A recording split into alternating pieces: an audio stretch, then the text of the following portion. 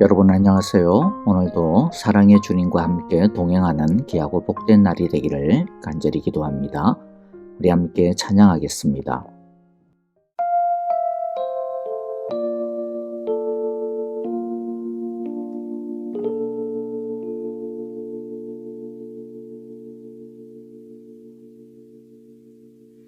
마음이 상한 자를 고치시는 주님, 하늘의 아버지 날 주관하소서. 주의 길로 인도하사 자유케 하소서. 새 일을 행하사 후케 하소서. 의에 줄이고 목이 마르니 성령의 기름 부으소서. 의에 줄이고 목이 마르니 내 잔을 채워 주소서.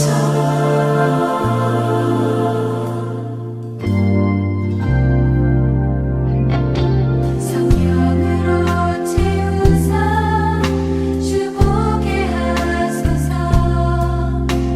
주의 임재 속에 은혜 알게 하소서. 주 뜻대로 살아가리 세상 끝날까지. 나를 빚으시고 새날 열어주소서. 의에 줄이고 목이 마르니 성령의 기름 부으소서. 의에 줄이고 목이 마르니 내 잔을 채워 주소서. 의에 줄이고 목이 마르니 성령의 기름 부으소서. 의에 줄이고 목이 마르니 내 잔을 채워 주소서.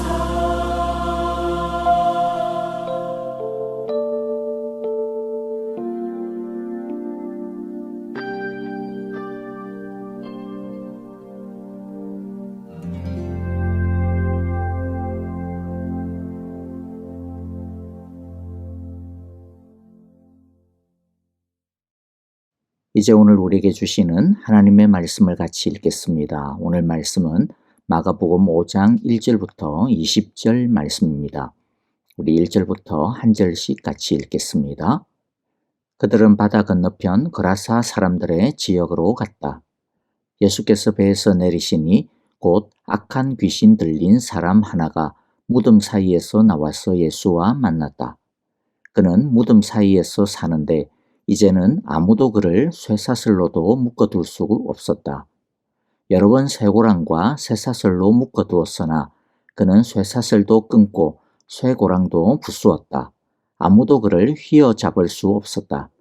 그는 밤낮 무덤 사이나 산속에서 살면서 소리를 질러대고 돌로 제 몸에 상처를 내곤 하였다. 그가 멀리서 예수를 보고 달려와 엎드려서 큰 소리로 외쳤다. 더없이 높으신 하나님의 아들 예수님, 나와 무슨 상관이 있습니까? 하나님을 두고 애원합니다. 제발 나를 괴롭히지 마십시오.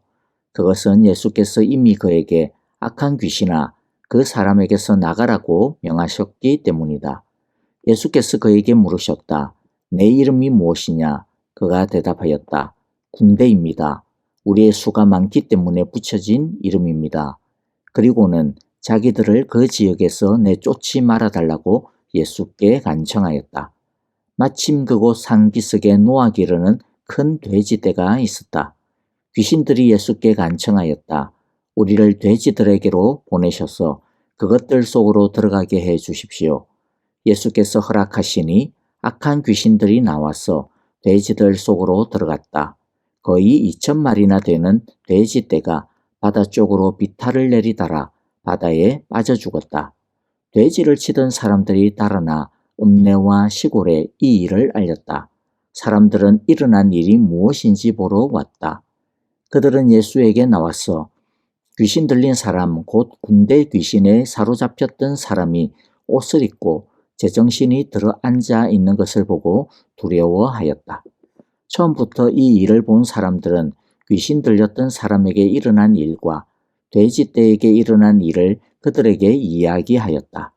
그러자 그들은 예수께 자기네 지역을 떠나달라고 간청하였다. 예수께서 배에 오르실 때에 귀신 들렸던 사람이 예수와 함께 있게 해달라고 애원하였다. 그러나 예수께서는 허락하지 않으시고 그에게 말씀하셨다. 내 집으로 가서 가족에게 주님께서 너에게 큰 은혜를 베푸셔서 너를 불쌍히 여겨주신 일을 이야기하여라. 그는 떠나가서 예수께서 자기에게 하신 일을 데가볼리에 전파하였다. 그리하니 사람들이 다 놀랐다. 아멘. 예수님은 간밤에 폭풍우를 뚫고 바다를 건너 그라사 지방으로 오셨습니다. 도대체 얼마나 중요하고 긴박한 일이길래 밤에 편히 쉬지도 않으시고 야밤에 노를 저어 건너와야 했을까요?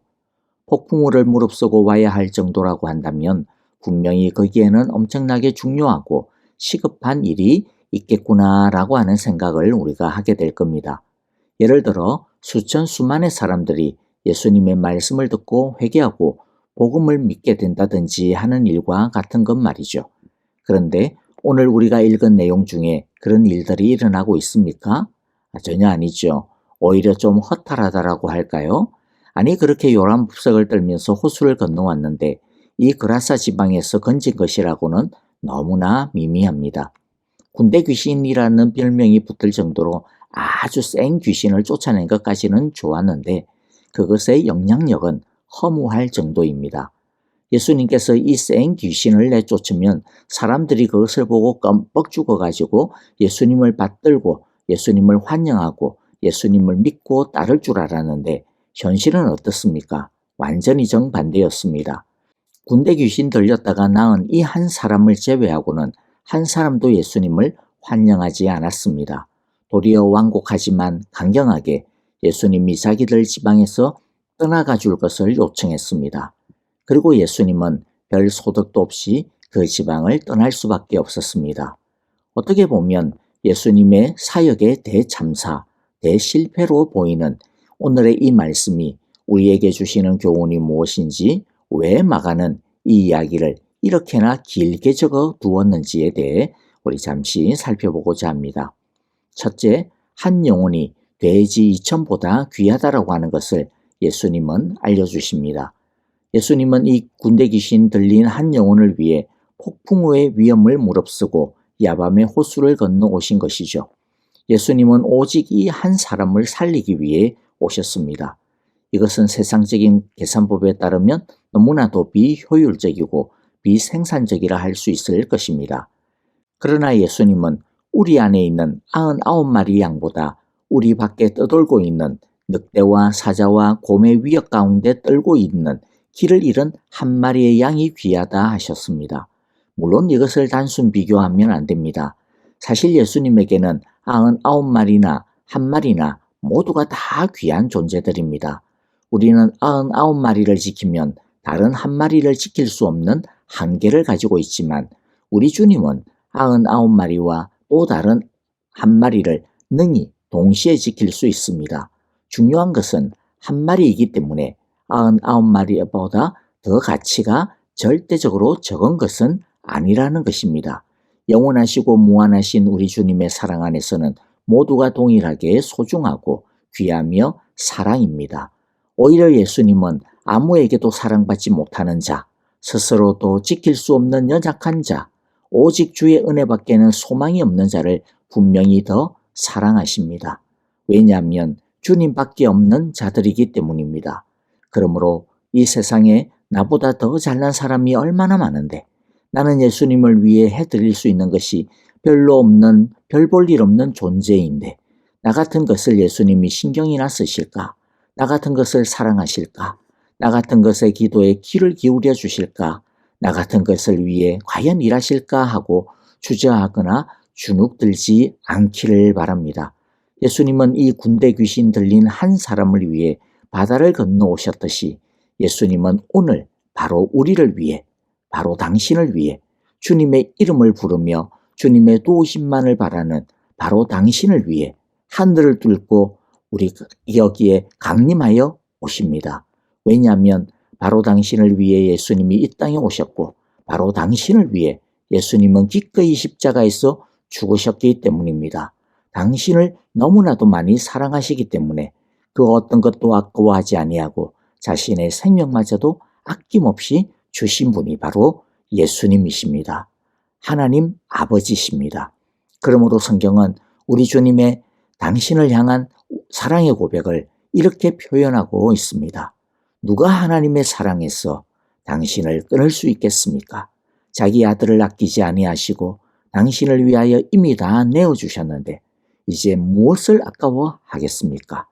그러므로 천하보다도 당신을, 우리를 더 사랑하신다라고 하시는 우리 주님의 사랑을 흔들림 없이 믿고 의지하고 붙들며 우리 주님께 그 어떤 것이든 아뢰고 다 맡기는 참 믿음의 사람들이 다 되시기를 간절히 기도합니다. 두 번째, 재물보다 영혼을 살리는 것이, 예수님을 만나는 것이 가장 중요하다는 것을 우리 모두가 기억하기를 원합니다. 오늘 본문을 보면 예수님은 이 사람을 고치기 위해 이 사람을 괴롭히고 있던 군대 귀신들을 근처에 있던 돼지떼에 들어가게 하셨습니다. 그러자 이 돼지들이 미쳐서 그냥 전부 바다에 뛰어들어 몰살하고 말았습니다. 이 장면을 본 사람들은 분명 예수님의 권능에 대해 놀라워했고 두려워했습니다. 하지만 예수님을 거부했습니다. 떠나달라고 요청했습니다. 이들이 왜 예수님을 떠나달라고 했을까요? 예수님이 사입이 같아 보였어입니까? 아닙니다. 돼지 2,000마리가 아까워서입니다. 사실 이들은 너무나도 정확하게 보았습니다. 예수님을 따르는 것은 돼지 2,000마리가 아니라 20,000마리, 아니 어쩌면 자신의 전부를 걸어야 하는 것인지도 모르겠다라고 하는 것을 너무나도 정확하게 보았기 때문입니다. 다음에도 예수님 때문에 돼지 2,000마리를 희생해야 하는 일이 일어난다면 나는 어떡하지? 이들은 이 질문 앞에 진실하게 반응한 것이죠. 이들은 예수님이냐 돼지냐라고 하는 이 도전 앞에 돼지를 선택한 것입니다. 여러분, 예수님은 돼지 2,000마리, 아니 돼지 2,000만 마리보다도 더 소중하다라고 하는 것을 우리 모두가 잊지 말아야 할 것입니다. 천하를 얻고도 자기 목숨을 잃어버리면 무슨 소용이 있겠습니까? 돼지 2,000마리를 얻고 예수님을 잃어버리면 무슨 의미가 있겠습니까? 그런데 사람들은, 아니 우리들은 참 미련한 선택을 얼마나 자주 하는지 모릅니다. 천하보다 귀한 예수님보다 금방 없어질 이 세상의 돼지 같은 재물과 이 땅의 것에 아둥바둥 목숨을 겁니다. 이것은 예수님을 믿지 아니하는 사람만 그럴까요? 그런 것 같지가 않습니다. 예수님을 믿고 그래서 누구보다도 예수님의 소중함을 잘 알고 있는 예수 믿는 우리들도 예수님을 위해 별로 관심을 기울이지 않는 경우들이 참 많고요. 또 예수님을 사랑한다라고 말은 하지만 실제로 예수님을 위해서 자신의 시간과 물질과 에너지를 그만큼 사용하는 사람은 그렇게 많지 않다라는 것이 솔직한 우리들의 현실이 아닌가 싶습니다. 돼지 2,000마리가 아까워 예수님을 거부하는 이런 어리석은 계산을 하지 않기를 간절히 바랍니다. 예수님은 우리의 영혼을 살리시는 분이실 뿐만 아니라 우리의 육적인 것, 즉 이 세상적인 것도 살리시기도 하시고 없애기도 하시는 창조의 주님이십니다. 그래서 그야말로 하나님을 가까이 하는 것이, 우리 예수님을 가까이 하는 것이 진짜 복인 것입니다. 돼지 2,000마리를 주고서라도 진짜 보석이며 보물이 되시는 예수님을 사는 지혜로운 자들이 다 되시기를 바랍니다. 예수님을 모시고 항상 그 안에 삶으로써 주님 안에 있는 영원한 생명과 하나님의 기쁨과 하나님이 주시는 평화와 메마르지 아니하는 사랑과 주의 뜻을 행할 수 있는 능력을 소유하고 누릴 수 있게 되시기를 간절히 기도하고 축복합니다. 셋째, 은혜 받은 사람은 그 사랑을 전해야 합니다. 오직 한 사람만이 예수님을 받아들이고 따릅니다. 군대 귀신의 매임에서 노임을 받은 그 사람만이 예수님을 따르고 있습니다. 이 사람은 너무나도 그 은혜가 고마웠기 때문에 자기의 집과 터전을 버리고 예수님을 따르고자 합니다. 예수님이 떠나가시려고 배에 올랐을 때에 이 남자도 예수님을 따라 오릅니다. 그리고 제발 자신도 예수님을 따를 수 있게 해달라고 예수님과 함께 가게 해달라고 간청을 합니다. 하지만 예수님은 그 남자의 따름을 거부합니다. 예수님을 따르겠다라고 하는 제자됨을 거부한 것이 아니라 예수님의 제자가 된다라는 것이 꼭 자신의 모든 것을 다 버리고 예수님과 함께 따라다녀야만 한다라고 하는 것은 아니라고 하는 것이죠. 예수님은 이 사람이 있어야 되는 곳으로 보냅니다. 그 사람의 집으로 파송을 합니다. 예수님은 자신을 거부하는 이 마을을 향해 화내면서 그들의 불신앙과 배척을 벌하지 않았습니다. 오히려 대신 한 알의 소금을 그곳에 두었습니다. 오히려 대신 하나의 작은 등불을 그곳에 밝혀두었습니다. 그것은 구원받은 감격이 있는 예수님을 인격적으로 만난 살아있는 간증이 있는 구원받은 한 사람, 바로 그 사람이었습니다. 예수님은 그 한 사람이 비록 더디겠지만 그러나 능히 자신의 집과 이웃에게 예수님을 전할 수 있다라고 보신 것입니다. 그 남자는 무슨 대단한 성경 공부를 많이 한 것도 아닙니다. 예수님으로부터 많은 말씀을 배울 시간도 없었습니다. 그러나 자신의 삶이 달라진 복음의 능력을 확실하게 경험한 사람이었습니다. 우리가 다른 사람에게 복음을 전하는 데 있어서 필요한 것은 많은 지식이나 이론이 아닙니다. 무엇보다도 중요한 단 한 가지만 있으면 충분한데요. 그것은 예수님을 통해 구원받은 새로워진 자기 자신의 살아있는 고백, 예수님과 함께 하고 있는 그 사람의 고백입니다.